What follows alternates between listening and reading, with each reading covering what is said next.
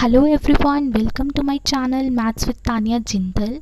आई hope आपने पिछली video को अच्छे से देख लिया होगा। पिछली वीडियो में हमने Fourier integral formula, Fourier sine integral formula and Fourier cosine integral formula को समझा था। अब आज की वीडियो में हम कुछ क्वेश्चंस करेंगे और उन क्वेश्चंस पे ये फार्मूला अप्लाई करना सीखेंगे। जैसे कि हमारा फर्स्ट क्वेश्चन है, using Fourier cosine integral formula for F x क्या गिवन है।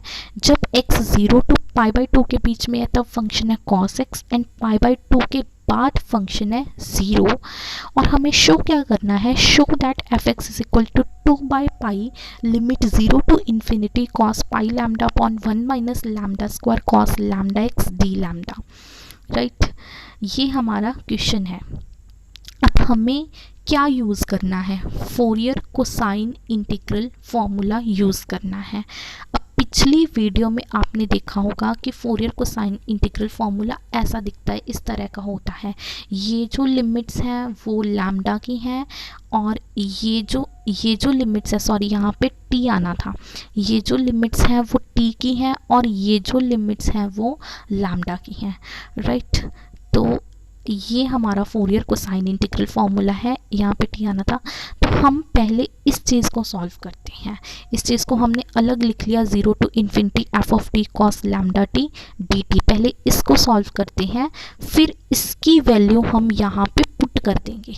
ठीक है, तो अब देखिए इसको हम ना ब्रेक कर लेते हैं, इस लिमिट को 0 टू पाई बाई 2 से पाई बाई 2 से इन्फिनिटी के बीच में, क्योंकि पाई बाई 2 के बाद फंक्शन की वैल्यू क्या है 0, तो 0 और पाई बाई 2 के बीच में फंक्शन की वैल्यू क्या है cos x।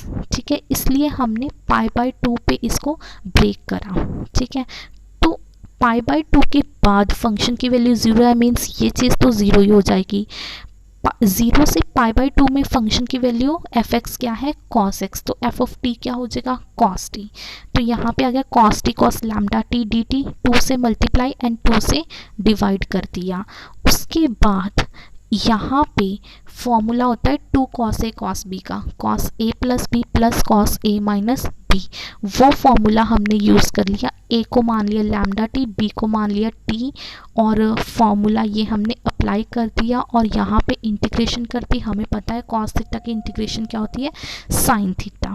तो यहाँ पे हमने इंटीग्रेशन कर दी। उसके बाद हमने लिमिट्स को पुट कर दिया। पहले पाई बाई 2 पुट कर दिया, 0 पुट करने पे 0 ही आ जाएगा, लिमिट्स को पुट कर दिया। ये पाई बाई 2 को हम अंदर ले गए। ठीक है, इतना आपको क्लियर है। आप जब पेन से लिख कर देखोगे ना आपको और अच्छे से आ जाएगा। सुनने में तो लगता है कि हाँ भाई सब आ गया, बट आप अपने हाथ से लिख के देखोगे ना तब आपको और क्लियर होगा। अब यहाँ से हम आगे चलते हैं। ठीक है, इसके बाद हम देखते हैं, जस्ट अ सेकेंड, यस, यहाँ से हम माइनस साइन को एडजस्ट करेंगे। Sine of minus theta minus sine theta होता है ना, तो वो चीज़ हम यहाँ से एक माइनस साइन बाहर ले लेंगे। इसको हम ऐसे भी लिख सकते हैं, ये चीज़ और ये चीज़ सेम ही है, बस यहाँ पे माइनस साइन को एडजस्ट करके लिखा है हमने। ठीक है, तो आगे देखते हैं। हमें पता है sine pi by 2 plus theta क्या होता है, सेकेंड क्वाड्रेंट में साइन पॉजिटिव होता है। Sine pi by 2 plus theta किसके इक्वल होता है, cos theta. Similarly sine pi by 2 minus theta first quadrant में sine pi by 2 minus theta किसके इक्वल होता है, कॉस थीटा की। तो ये हमने जो छोटी छोटी सी बातें हैं +2 में आपने करी हुई हैं वो हमने यहाँ पे लगाई, कैलकुलेशन है और कुछ नहीं। तो इसके बाद हमने इसका एलसीएम लिया है ना, तो वो करा, सॉल्व करा, इससे ये कैंसिल हो गया। कैलकुलेशन है, खुद कर लेना।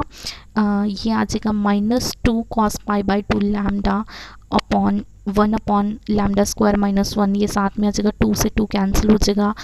तो ये आ गया हमारे पास ओवरऑल। ये हमारे पास किस चीज़ की वैल्यू आ गई, ये हमारे पास इसकी वैल्यू आ गई।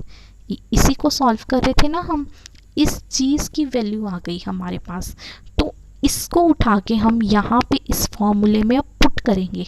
देखते हैं क्या बन जाएगा जब हमने पुट करा। तो यस, पुट इन फर्स्ट में पुट करने के बाद हमारे पास ये बन गया। ठीक है, इसको ऐसे लिख दिया, कोई फ़र्क नहीं है।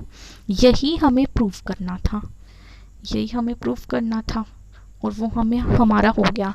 हमने क्या करा, बस फॉर्मूला लगाया, फोरियर को साइन इंटीग्रल निकालना था, फॉर्मूला लगाया, इसको सॉल्व करा, इसकी वैल्यू यहाँ पे पुट कर दी, यही हमें प्रूव करना था। क्वेश्चन हो गया। इतना सिंपल क्वेश्चन है, ठीक है। अब हम आगे सेकंड क्वेश्चन पे मूव करते हैं। अब हम फोरियर साइन इंटीग्रल की एग्जांपल करते हैं। Using Fourier sine integral formula F X दे रखा है, सेम फंक्शन सेम है, अब हमें ये प्रूफ करना है। ये क्वेश्चन बेसिकली आपके लिए एक एक्सरसाइज ही है, बस जस्ट थोड़ा सा हिंट दे देती हूँ कि फोरियर साइन इंटीग्रल फॉर्मूला ये होता है। तो पहले हम इसको सॉल्व करेंगे, इसकी वैल्यू हम यहाँ पे पुट करेंगे। तो इसको π/2 पे ब्रेक कर लिया हमने। यहाँ पे फंक्शन 0 दे रखा है तो ये तो 0 ही हो जाएगा। यहाँ पे फंक्शन एफ ऑफ टी क्या दे रखा है, cos t। तो यहाँ पे फंक्शन क्या बन जाएगा, 0 to π/t F of T cos t दे रखा है, cos t sin lambda t dt। तो हम यहाँ पे 2 से मल्टीप्लाई और 2 से डिवाइड कर देंगे। उसके बाद ये formula 2 sin a cos b का होता है, sin a plus b plus sine a minus b, ये फॉर्मूला यूज़ करेंगे। सेम जैसे हमने पिछला क्वेश्चन करा वैसे ही हम ये क्वेश्चन करेंगे और इसको सॉल्व करेंगे। आप करना, ट्राई करना, अगर नहीं हुआ तो हम फिर डिस्कस करेंगे। अब नेक्स्ट क्वेश्चन है। नेक्स्ट क्वेश्चन में हमें फोरियर इंटीग्रल निकालना है फंक्शन का। कुछ नहीं दे रखा, फोरियर साइन इंटीग्रल भी नहीं, फोरियर को साइन इंटीग्रल नहीं, फोरियर इंटीग्रल निकालना है। तो हम जनरल फार्मूला यूज़ करेंगे फोरियर इंटीग्रल का, फर्स्ट वाला फार्मूला, फर्स्ट वीडियो में जो बिल्कुल स्टार्टिंग में करा था वो फार्मूला यूज़ करेंगे। फंक्शन क्या दे रखा है, f x is equal to 2 for mod x less than is equal to 1, मतलब 1 और -1 के बीच में फंक्शन दे रखा है 2। इसके अलावा हर जगह फंक्शन क्या है, 0। और हमें निकालना क्या है, 0 to infinity cos lambda x sine lambda upon lambda D lambda की वैल्यू निकालनी है हमें। तो using Fourier integral formula, Fourier integral formula ये होता है, ये t की लिमिट्स है और ये लैम्डा की लिमिट्स है, ठीक है। अब हमें पता है कि जो फंक्शन है वो -1 और 1 के बीच में 2 है, अदरवाइज फंक्शन 0 है। तो हम इसको इस तरीके से ब्रेक करेंगे, -∞ to -1, -1 to 1 and 1 to infinity. इस तरीके से हम ब्रेक करेंगे। 1 to इन्फिनिटी में फंक्शन 0 है, -∞ to -1 में फंक्शन 0 है। तो सिर्फ ये चीज़ हमारे पास बच जाएगी जो हम नेक्स्ट स्टेप में लिख लेते हैं।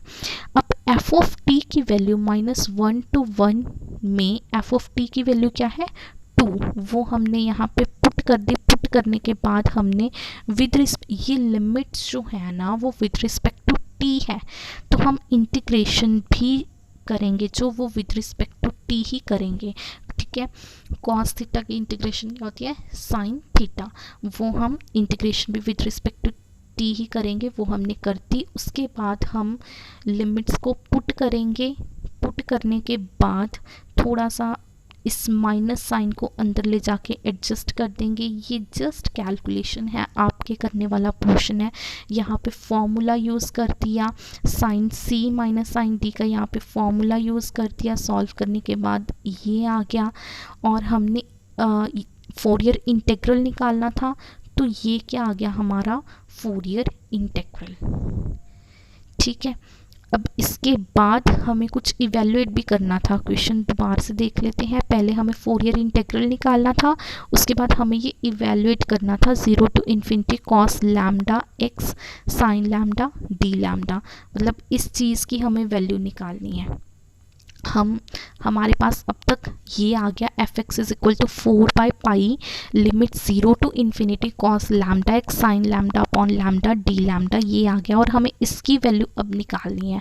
तो हम दोनों साइड π/4 से मल्टीप्लाई कर देते हैं, या ये कह दो पाई को उस साइड ले जाओ, 4 नीचे आ जाएगा, ये कह दो। तो हमारे पास आ जाएगा दिस थिंग, इसकी वैल्यू निकालनी है, this is equal to π/4 F X. अब एफ एक्स हमारे पास था क्या, x जब 1 और -1 के बीच में था तब एफ एक्स की वैल्यू थी 2, अदरवाइज हमारी वैल्यू क्या थी, 0। मीन्स जब x ग्रेटर देन 1 था और लेस देन -1 था तब फंक्शन की वैल्यू 0 थी। 1 और -1 के बीच में फंक्शन की वैल्यू थी 2 और ये पूरा फंक्शन मल्टीप्लाई किससे हो रहा है, पाई बाय 4 से। तो यहाँ पे आ जाएगा 2 इंटू पाई बाय 4, यहाँ पे आ जाएगा 0 इंटू पाई बाय 4, ये चीज़ तो 0 ही बन जाएगी। 2 इंटू पाई बाय 4 क्या बन जाएगा हमारा, पाई बाय 2। ठीक है, तो इसकी वैल्यू हमारे पास क्या आ गई, ये चीज़। ठीक है, तो ये हमारे कुछ क्वेश्चंस थे फोरियर इंटीग्रल फार्मूला के। अगर तो क्वेश्चन में गिवन है कि फोरियर को साइन इंटीग्रल फार्मूला यूज़ करो तो हम वो यूज़ करके निकालेंगे। अगर गिवन है कि साइन इंटीग्रल फार्मूला यूज़ करो तो वो यूज़ करेंगे। अगर गिवन है कि फोरियर इंटीग्रल निकालो तो हम सिंपल जनरल फॉर्म यूज़ करेंगे फोरियर इंटीग्रल फार्मूला की। ठीक है, आई होप आपको क्वेश्चंस क्लियर होंगे। आप अब बुक में से देख सकते हो, एग्जाम्पल्स कर सकते हो। ठीक है, अगर फिर भी कोई डाउट आता है आप पूछ सकते हो। ठीक है, थैंक्स फॉर वॉचिंग वीडियो।